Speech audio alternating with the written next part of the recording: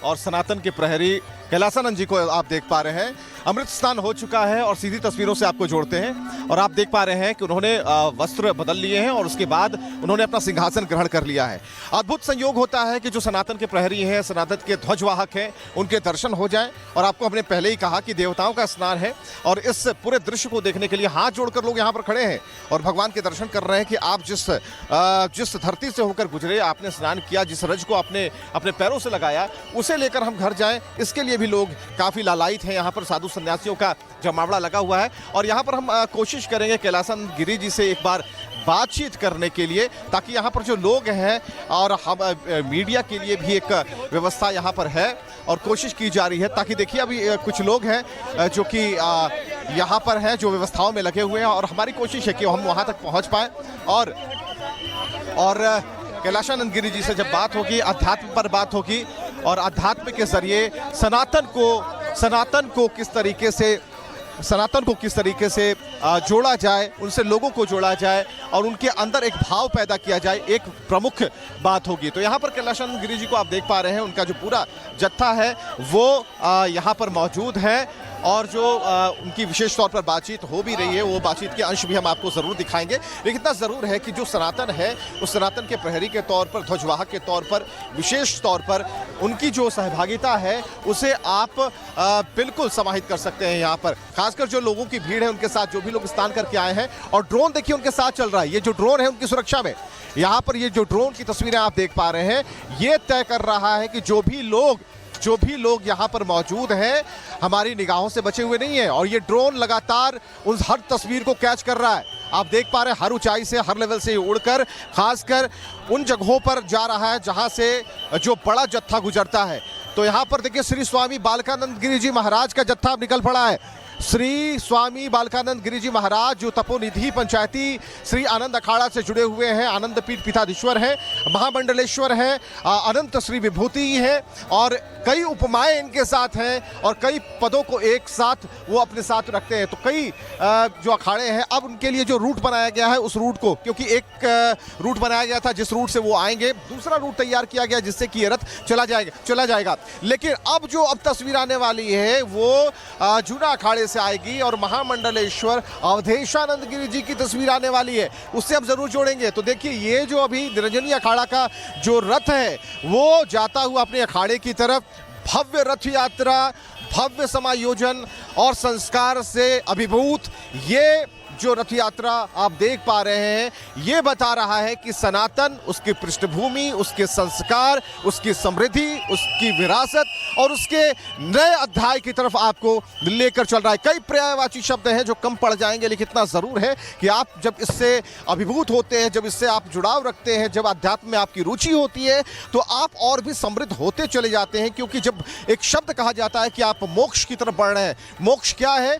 तो मोक्ष का सीधा असर और अर्थ ये नहीं होता कि आप इस दुनिया को छोड़ देते हैं, बल्कि इस दुनिया में रहते हुए सभी सुकर्म को करते हुए आप जब आगे बढ़ते हैं, उसे ही मोक्ष कहा जाता है, जब आपको सभी चीज़ों से विरक्ति हो जाती है। यहाँ पर यह संत समागम यही बता रहा है कि यहाँ पर जो एक नई अलौकिकता है, एक नया समागम है, एक नया राग दिखाई देता है, जो कहीं ना कहीं उन संस्कारों को और भी मजबूती देता हुआ नजर आता है। तो हम उन तस्वीरों से जरूर आपको जोड़े रखेंगे और एक एक कर जैसे अखाड़े आते जा रहे हैं उन अखाड़ों से। और इसके अलावा जो एक और तस्वीर आपको दिखाते हैं, देखिए उस तरफ जरा देखिए जो आम जो लोग हैं जिनके लिए व्यवस्था की गई, क्या बढ़िया व्यवस्था है कि वो लोग उन्होंने स्नान कर लिया और स्नान करने के बाद जो बैरिकेड्स हैं वहां पर खड़े होकर उन तस्वीरों को कैद कर रहे हैं। इतने नजदीक से महामंडलेश्वर के दर्शन करना, देवताओं के दर्शन करना, ये एक बहुत बड़ी बात होती है। ये सौभाग्य इन्हें भी मिला है कि आज के बाद ये इन तस्वीरों के जरिए याद रखेंगे इस दिन को, इस आयोजन को, कि क्या आयोजन हुआ था, इतना भव्य आयोजन हुआ था कि उसके ये गवाह बने। तो अब रितु के पास हम जरा चलते हैं, देखते हैं अखाड़ा जहां से निकाला जा रहा है, जहां से अखाड़े निकल रहे हैं एक एक करके, वो क्या उनके पास क्या खास तस्वीरें हैं। Over to Ritu. बिल्कुल विवेक, हम तस्वीरों के माध्यम से दिखा देते हैं। सबसे पहले अखाड़ा मार्ग कौन सा है? ये अखाड़ा मार्ग है जहाँ से जो अखाड़े हैं वो स्नान के लिए आगे बढ़ते हैं। ये पूरा वीआईपी जोन है, वीआईपी मार्ग है, यानी कि यहाँ से केवल और केवल साधु संत आगे बढ़ सकते हैं। आम लोगों का प्रवेश यहाँ पर प्रतिबंधित है।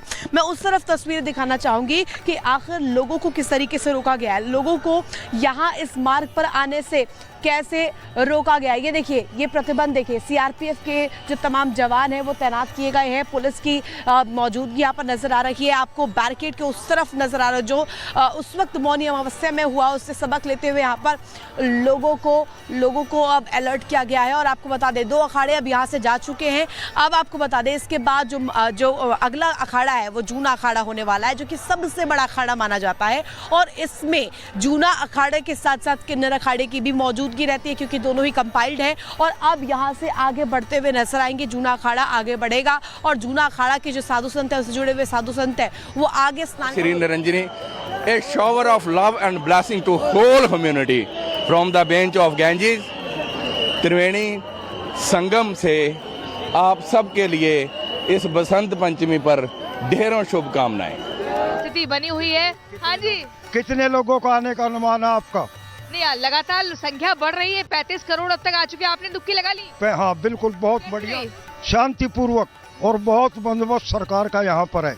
इतनी फोर्स लगी हुई है, इतनी पुलिस लगी हुई है, जो बड़े मुस्तैदी से काम कर रहे हैं। कहाँ से आए आप? हम गुड़गांव से, हरियाणा से आए हैं। अच्छा, जल ले लिया आपने? जल ले लिया। कैसे, ट्रेन से आए? हाँ, ट्रेन से आए। कोई दिक्कत तो नहीं हुई? कोई दिक्कत, किसी भी तरह की कोई दिक्कत। कितने दिन से रुके हुए हैं? हम आए हैं 31 तारीख को वहाँ से बैठे और पहली तारीख को यहाँ पहुँचे। ठीक है, तो चलिए देखिए, और भी लोगों से हम बात करेंगे, क्योंकि लगातार यहाँ से लोग जा रहे हैं उस तरफ। और हम कोशिश करेंगे कि जैसे ही यहाँ पर इस तरफ लोग आते हैं, उनसे जाने कि कैसा उनका पूरा जो है अनुभव रहा। क्योंकि अनुभव के तौर पर हर कोई बहुत ही सुखद एक अभिभूति का जो है एहसास कर पा रहा है, उसका जिक्र कर पा रहा है। लेकिन देखिए, साधु संत यहाँ पर, ये देखिए, आपको बता दें, रविंद्र पुरी जी यहाँ पर हैं, इनसे हम बात करेंगे। आइए, थोड़ा सा कैमरा आगे लेकर आइए और आइए, कैमरा आगे ले लेते हैं। रविंद्र पुरी जी, जिस तरीके से यहाँ पर देखिए, उन्होंने स्नान कर लिया है और इनसे हम जानेंगे कि कैसा उनका स्नान रहा और क्या कुछ। आप देख रहे हैं, पूरा अच्छा लगा, पूरा स्नान किए हैं। और मैं चाहूँगा सभी जितने श्रद्धालु आपके चरणों को देख रहे हैं, हम सबको आशीर्वाद साधुवाद। रविंद्र पुरी महाराज जी, कैसा रहा आपका कैसा रहा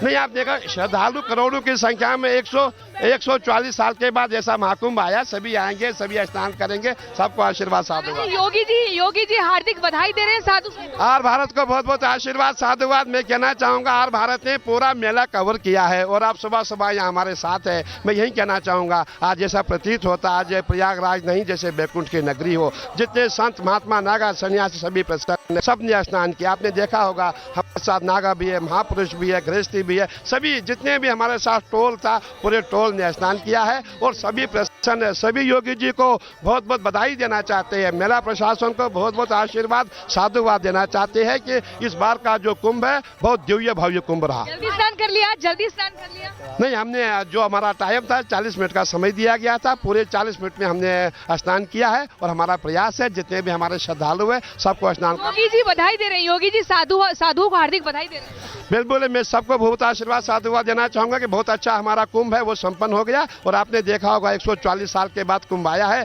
अभी 6 साल बाद मुलाकात। बसंत पंचमी की खासियत क्या है? बसंत पंचमी अमृत स्नान। ओम सरस्वती शुक्ल वर्णे वीणा पुस्तक धारणी त्रिलोक की वंदती देवी प्रसन्न भाव सर्वदा। माँ भगवती को नमन है। आजकल पीला वस्त्र पहने, पीला चावल खाए, पीले वस्तुओं का दान करे। बहुत बहुत आशीर्वाद।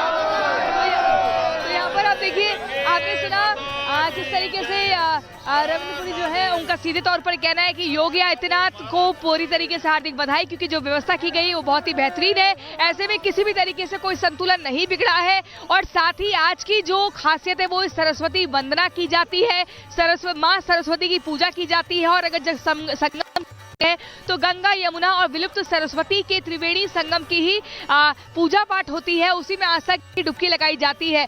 और ऐसे में ये कहा भी जाता है जो सरस्वती नदी है उसे वैदिक नदी भी कहा जाता है, क्योंकि वहीं पर वेद लिखे गए थे। इसलिए बहुत ही खासियत है आज के दिन की, बहुत ही मान्यता है। अमृत स्नान है और ब्रह्म मुहूर्त की बेला आपसे कुछ देर पहले थी, अब धीरे धीरे दिन ढल रहा है और समय आगे बढ़ रहा है। लेकिन विवेक के पास भी कुछ अद्भुत तस्वीरें देखने को मिल रही है, वहां चलते हैं। विवेक, ओवर टू यू। बिल्कुल, कई तस्वीरें हैं।